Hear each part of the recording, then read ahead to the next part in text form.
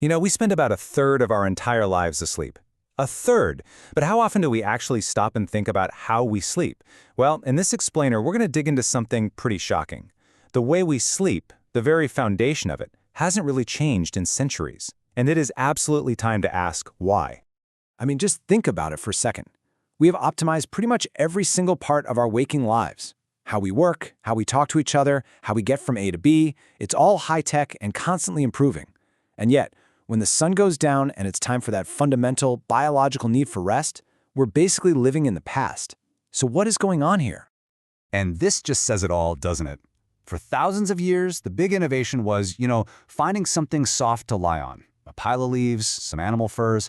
And today, after all that progress, all our incredible technology, what's our go-to solution for sleep? A soft surface in a wooden frame. The basic idea has barely budged. Okay, so this lack of progress, it points to a way bigger issue. We can call it sleep neglect. And the crazy part is, it's a problem that's so deeply woven into our culture that we don't even see it as a problem anymore. It's just the way things are.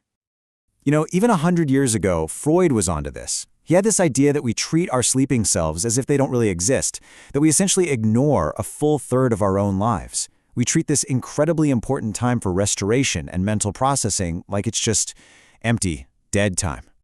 And here, right here, is where the rubber meets the road. Or, well, where our bodies meet our beds. Just look at the difference. Our bodies are amazing, complex things, full of curves and joints, always in motion. And what do we put them on for 8 hours? A simple, static, flat rectangle. It's a complete design mismatch. And that mismatch, it has real physical consequences. Think about it. When you're sleeping on your side, your shoulder has to literally crush and twist itself to fit that flat surface. Your ear gets squashed. Your knees are bent at weird angles, which puts a strain on your hips and your lower back. We are literally forcing our bodies to conform to the bed when it should be the other way around.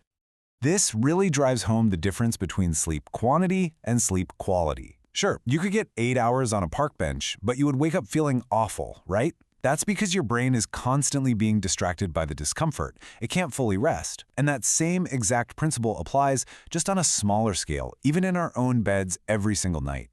And here's the kicker. There's an old saying, you can't improve what you don't measure. And for the vast, vast majority of us, our sleep quality is a total mystery. It's a complete black box. We might track how many hours we were in bed, but the actual restorative value of that sleep, we have no idea, which makes improving it basically impossible. So this all begs a massive question, right? If all these problems are so clear, why on earth have we been ignoring them for so long? Well, it turns out this isn't some accident or simple oversight. There's actually a specific name for this kind of societal blind spot. And that term is agnotology. It's basically the study of how and why we as a culture stay ignorant about certain things. It shows that not knowing something isn't always a passive thing. Sometimes that ignorance is actively constructed and maintained. And boy, does it explain our relationship with sleep perfectly. And that's the most important thing to get from this idea of agnotology. Our collective ignorance about getting a good night's sleep isn't an accident. It didn't just happen.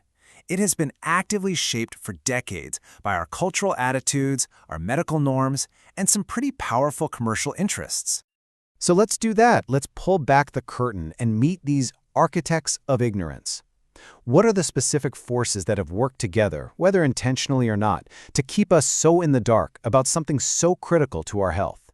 We can really break them down into 3 big categories. First, there's the cultural tendency to just not value sleep.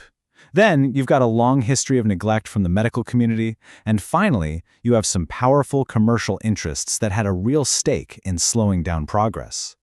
So, culturally, we've had this hustle culture for a long time, right? The whole sleep is for the weak, sleep when you're dead kind of thinking, it's seen as lazy. And the medical world wasn't much better. For years, sleep disorders were treated like minor problems, and the culture celebrated doctors who could go for days with almost no rest. And don't think for a second this is some old-fashioned idea. It is alive and well today. Look at this quote a sleep professional shared recently. Clients saying they will sleep when they retire.